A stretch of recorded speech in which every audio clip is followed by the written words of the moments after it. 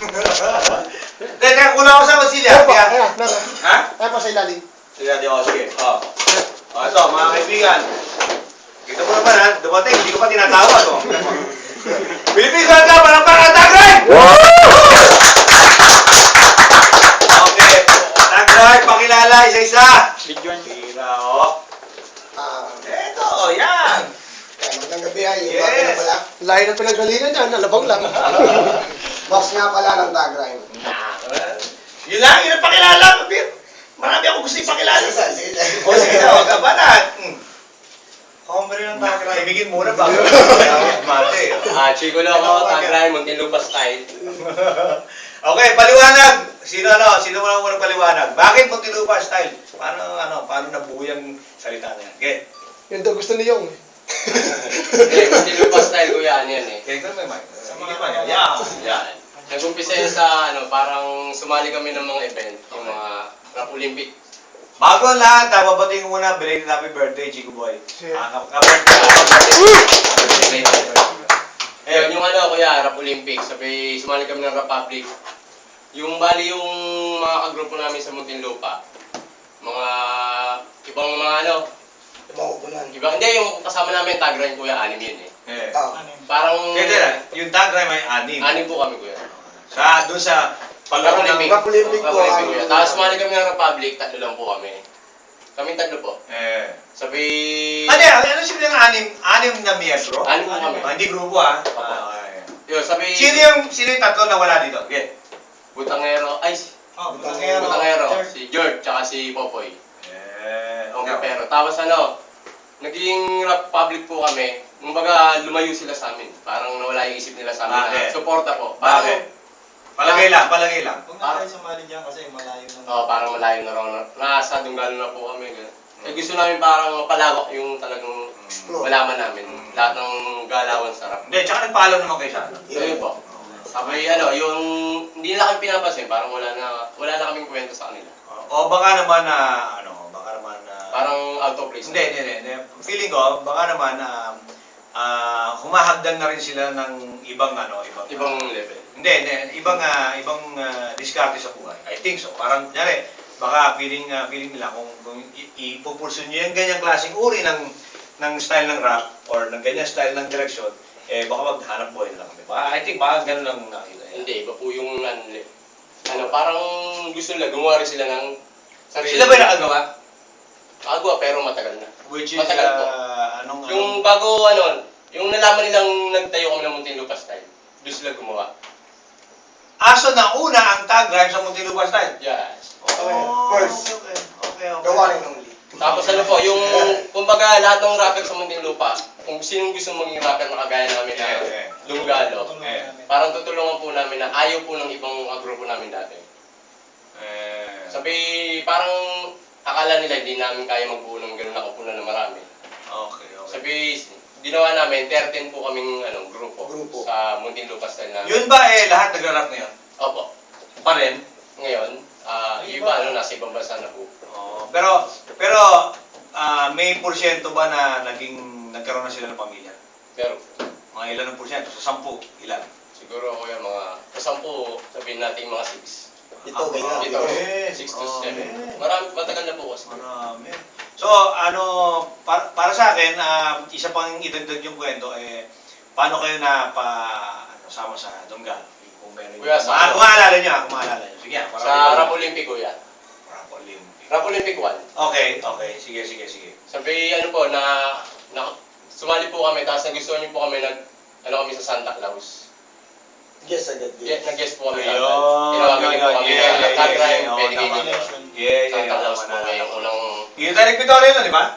Sabi, po, yung pangalan Thank you nga pala. Sa Viva yung crispy, Crispy lang kayo. Yeah. 19 bad boys. Tapos sabi, po Yun. kami, yung sino may sabing hip hop kayo. Ayun. So basically, nagsimula kayo sa Christmas, no? Opo. Sa Santa Claus 2003 ba? Hindi. 1 yan. Ay, 2000. 3. 2003, no? So yun yung panimula ng pagsali nyo sa Dunggalo. Nung nasa Dunggalo na kayo at may sumikat na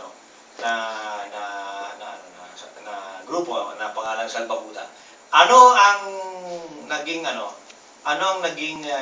basa nyo sa kanilang pagsikat? Yung pagsikat po nila, pag sinabing Dunggalo, iba yung tingin ng tao eh. Parang Dunggalo, salbakuta. Kahit anong klase ka, pag Dunggalo ka, parang angat ka agad sa iba. Bakit? Walang patumangga muna sa Dunggalo, pero Parang, ano yung basa mo sa basa ng ibang tao na wala sa Dunggalo? Na, kunyari, Masa. hindi nga, basa na wala sa Dunggalo, di ba? Pero, kung babasahin mo sila, ano yung kanilang naiisip pag Dunggalo yung pinag-uusapan? Kasi, palagi ako nasa loob ng Dunggalo eh, wala akong sa labas eh. So, hindi ko alam kung paano yung isip ng tao papasok. Ang alam ko lang, isip ng mga rapper palabas. Yung papasok. Yung ano yung iniisip ng ng masa, ng ordinaryong mamamayan na nakakasama, nakakasalamuhan nyo, ano yung iniisip sa Dunggalo pag yung Dunggalo ay nababanggit? pag nabanggit po kasi yun eh, pag sinabing may bagong album Dunggalo, parang putok agad po eh. Kahit matagal kang gumawa, basta sinabing Dunggalo na may isang kanta na rapper na gumawa, angat kagad po sa kanila. So, Ibig sabihin, talagang tinatangkilik Hindi, at saka purong Tagalog. no? Walang hinahaluan. Parang hinahanap-hanap ka, inaabangan kagad ka kapag may gagawa kagad ng isang album. Nung hindi pa kami Dunggalo, ganun din kami kuya. Yun din ang pananaw. Abang kami ng abang na gagawang Dunggalo. Oh. Meron tong pira dito eh. Oh. Yung agad. Abang agad. Ako. Karamihan po kuya, parang abang lahat lagi sa kung anong bagong project eh. Para sa akin, ramdam ko rin yung ganon, pero mas inaalam ko pa yung mas kabuuan ng iniisip ng mga yan. So, dahil nagpaliwanag ko yun, kay Mox naman, Mox, ano naman yung naging personal experience mo na bago ka naging rapper, kung sakali, at yung naging rapper ka na, ano yung pagkakaiba ng ordinary mo sa pagiging rapper mo? Na dati hindi ka naman kumakanta sa harapan ng maraming tao, na medyo mahihayin ka pa. At doon sa mga panahon na kumakanta ka na. Ano Masarap po, pagkakaiba? masarap. Medyo siyempre, iba yung level na nung kumakanta ka na. Kasama mo siyempre, Mr. Andrew E, yung gano'n. Yun, masarap yung feeling, yung pakiramdam. Hmm. Alam ko, ramdam din ng ibang tao na iba yung dating ko sa kanila. Naiiba ako. Kahit na nag-arap lang ako ng simple, Tagalog lang. Hmm. Kaya sumupit sa medyo ibang lingwahe yung Ako, pagkakataon ko ito mga kaibigan na, ito live na live ito. Kasi pag kami usap-usap, puso sa puso lang eh, wala namang may tanong ako kay Mox, no? Mox, na-intriga ako noong araw pa, pero siguro di ko lang pinapalata sa iyo. Tanongin kita ngayon, bakit pag nagre-rap ka, ang bilangan mo parang egoy?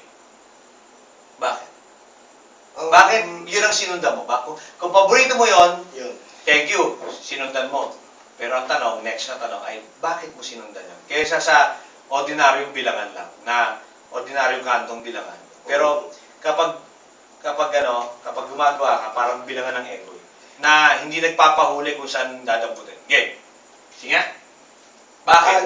Ba't yun ang mas pinaborito mong sundan? Una talaga kaya, siyempre, Oren, nakikinig din naman po ako ng gano'n. That's one. Plus, Filipino artist, Flavor. pinagsama ko po yun, yung style ng Pinoy, Ayun, mga kaibigan. Pinoy na rapper. Tapos, pero yung bilangan ng estilo ng, Mga kaibigan, napansin niyo yung sagot. Pinagsama pala niya. So, yun yung malinaw doon. Pinagsama pala niya yung style ng Egoy. yeah. Bilangan ng Egoy, tsaka yung style ng pag-rap ng ordinaryong rapper sa Pilipinas. Pinagsama pala. Kaya nga, nag-intriga ako noon, siyempre. Hindi ko lang pinapalata sa inyo, pero putang ina, pag nag-guest to si Mox, parang ang bilangan nito, parang Egoy, ha? Kasi, siyempre, hindi mo ialis na teacher ako pagdating sa rap. Kung sa pagdating sa rap, teacher ako, di ba? So, alam ko kung ang isang estudyante gumagamit ng calculator, or ang isang estudyante gumagamit ng abacus. Pagkakaiba na, diba? Yung abacus, yung manual, diba? Diba? O yung calculator. Alam ko yun. Kahit nakapikit ang isang mata, kaya kong malaman kung nag-calculator to, o ito ay nag-solve ng pamanual.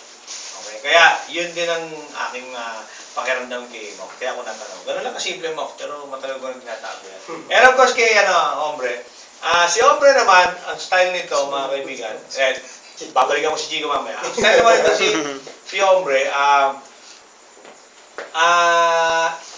nagugulat ako kasi pag tuwing gine-guess ko to, naiiba style.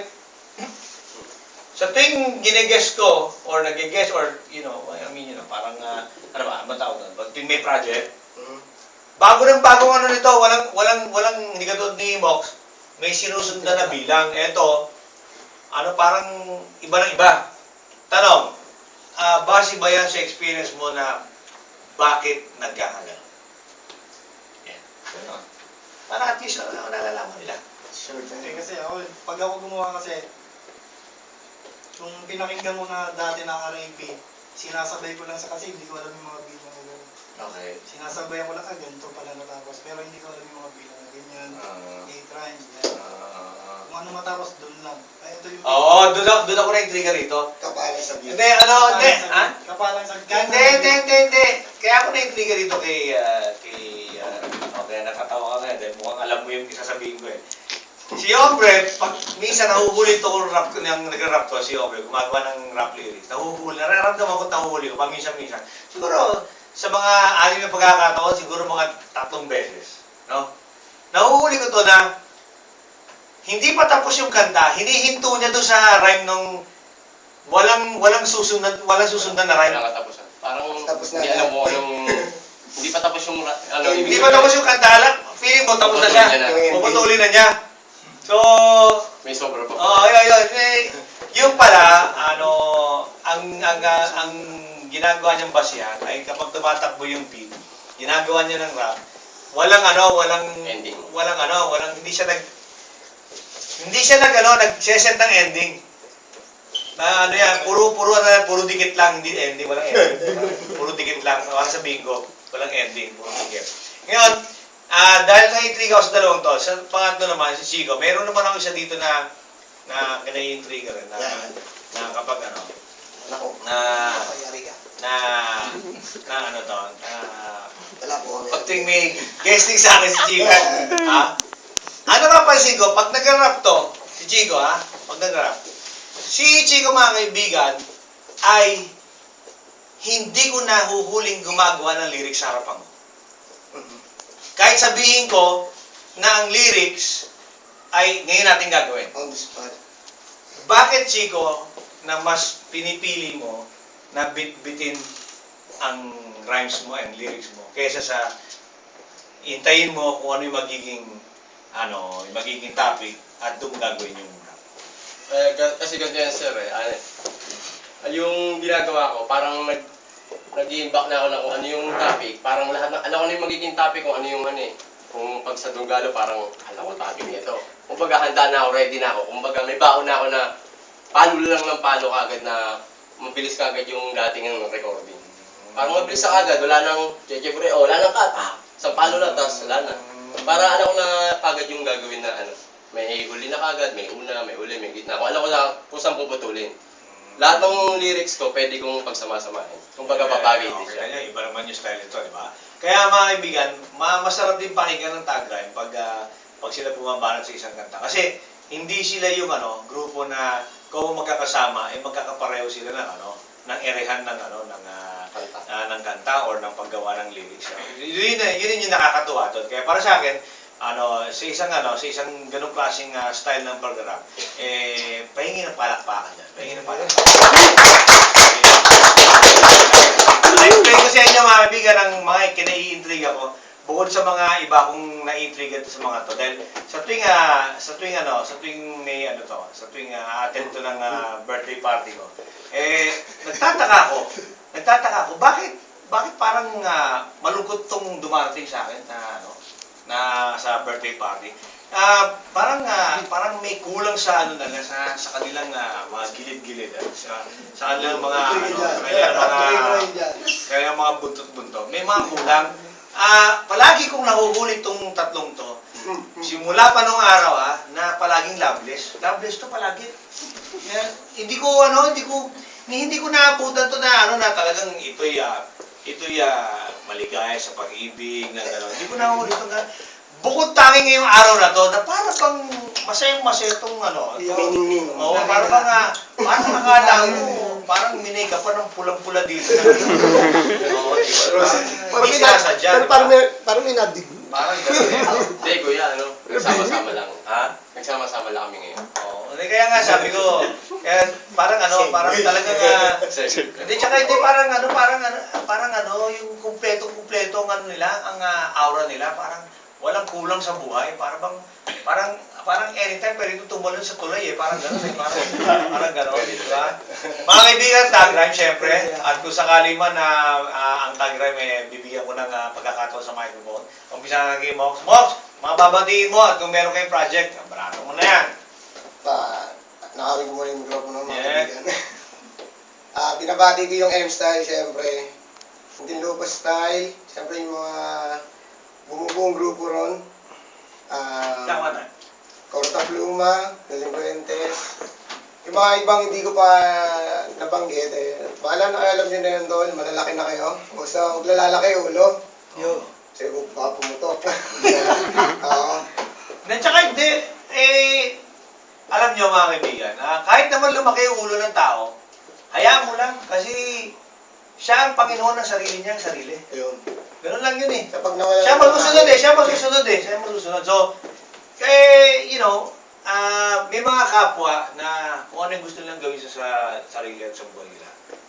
Feeling nila, yun yung para sa kanila. Kaya, hayaan nyo lang kung kunyari, lumaki yung ulo, ayos lang yun, no problem. Walang dapat hindi kayo magdamdam, no hurt feelings. Walang dahil sila naman ang nagpapandar ng buhay nila, di ba? So, kung may mga project, ano mo na yan, ayos yan. Project, napakarami po. Okay. Hindi mabilang. Ay, eto na. May mga negosyo ito mga to. So, baka pwedeng sabihin nyo na, i-advertise nyo na. Makakatulong yan malaki. Visit lang po kayo sa Star Mall.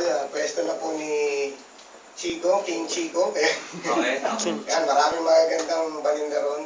Okay. Pwede kayong... Saan yung punto? Yung point? Star Mall, Alabang po. Yan. Hindi, floor, Basement. Saan malapit na may kilalang lugar? Malapit sa elevator. Hindi na. Sabi ito. Malapit sa Jollibee. Makto, Jollibee yun. Malapit na pwede. Malapit sa kanilang lugar, elevator. Malapit sa elevator. Napapansin nyo na po. Hindi pa rin elevator na po. Well, may Hindi, elevator. pangalan nung 8 balls hip-hop. Ayun. Ang bukas nyo ba is yung bukas ni Ramon? Okay, that's good. Pagsarating yan. Yeah. Siyempre, si Ombre, baka may negosyo kong gustong wala ka bang Mga trabaho mo. wala ka bang water station o Water station. Sa akin naman, sa pinsan ko, sa Isnea, Marikina. Food supplement. Ayun, kala ko homebrew. At mga pabatiyan, siyempre, Siyempre, mo yan, magpira siyempre, ka. sa aking may bahay. Sa asawa ko, tsaka sa dalawang anak. Teka, sa may bahay, sa may kondo. Okay, papatiyan, biro lang, misis, biro lang. Sa asawa ko. Pinapatawa lang kita. At saka sa mga kapatid ko sa Dunggalo, tsaka sa M-Style. Nanonood ngayon. Hindi siya seryoso ha. Yung galing... Hindi yun naman, yun pa. Baka meron pa, pabira. Hindi, anak, siyempre. Sa anak ko, anak. Name. Jimay. Congratulations. Mother-in-law, pati Sa pa. sa... Lolo, lola. Ulit yan, next Friday na. Yun. Dumalang family, lalo na sa Pagtubigan sa Rosagon. Yun. Pinagalingan ako. Okay, mula kay Box, pinasa ang microphone kay Obre. Ito naman kay Chico Loco. Yeah, Chico Loco. Babati lang ako. Walang iba, sa kuya ko, nasa New Zealand. Ayun. Don Kamote, napapanood mo. Yan yung pupunta dito sa amin. Senior ko. Kaya po, Patay nandun po dyan. sa, matagal na kami New Zealand, no? nakikita eh. O hindi, eto, pabira ka, bumanggit siya ng New Zealand. Bakit hindi mo, convince ng kuya mo na mag-show ang tagay mo sa New Zealand? Pabira ka. Pwede eh. Oy, pa naman. Mura-mura. Tawagan mo pa. Mura-mura pa masahe. Yung pag kailangan mo na kami, kung gusto mo akong makita, pwede kayo mag-show dyan. O, New Zealand, kuya. Pag nakaipo ka na kuya, barata ko na to. Pabira ka. Di ba? Show agad. Banat pa lang. Ano, yung sa pamilya ko, sa Batangas, mga pinsan ko doon, tapos sa taga-Pasig, mga pinsan ko din, mga Yabot family. Pamilya mo yan. Yabot family. Yung papamilyahin mo, yung ano. Ah. No, sabi ko. Cavite, ano. Kanina, binati mo, Batangas. Pasig. Pasig. Ngayon naman, Cavite. sa Cavite. Sa Cavite, sa ano. Tuturo dito. Sa Gite. Ayun. Sa ano.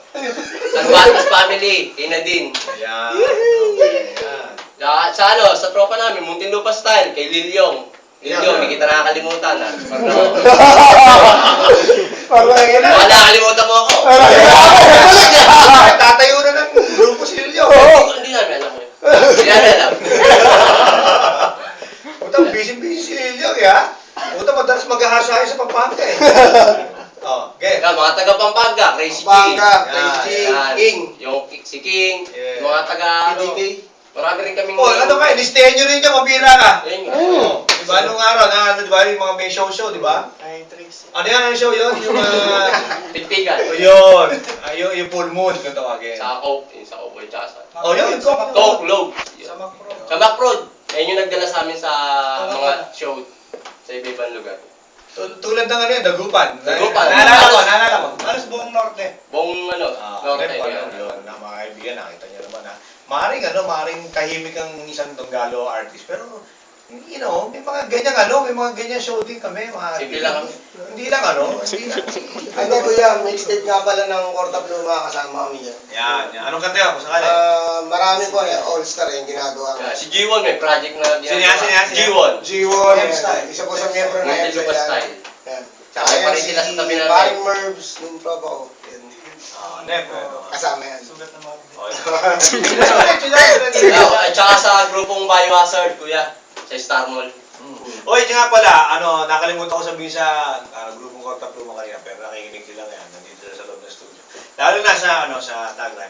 Tagline, ngayon at nalalaman nyo na gumeges kayo dito sa BroadLife Philippines, lahat ng kaibigan nyo, friends nyo, follower nyo sa Facebook, akayin nyo na maging follower sa BroadLife Philippines para pag nandito kayo, ina-announce nyo sa cellphone nila.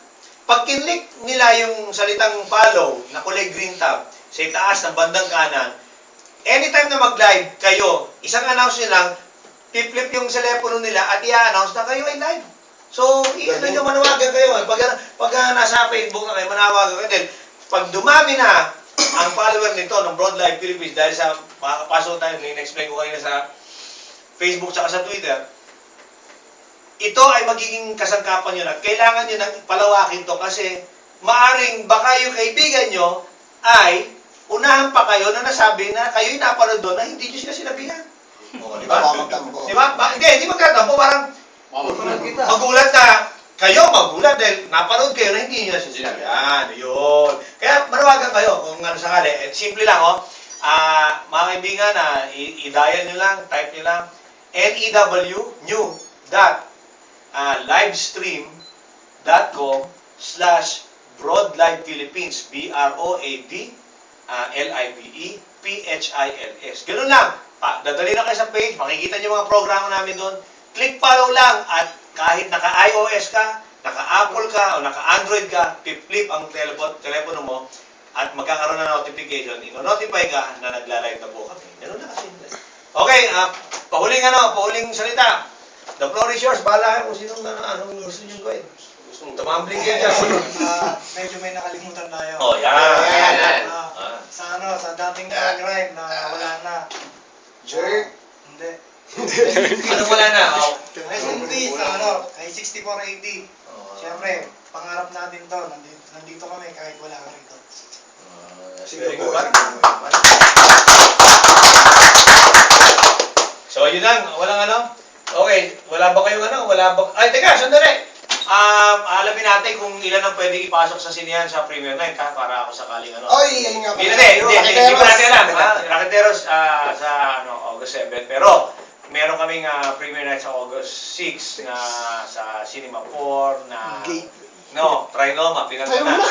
Trinoma na. Hindi, kasi Trinoma na. Balitang Gateway. Oo. Balitang Gateway, baka hindi Kasi po yung last, magkakaroon. di ba, grade 3 tayo. Kasi feeling namin mga 30,000 manonood eh. So, hindi namin alam kung kakasyin doon. So, nilipat na namin sa Trinoma.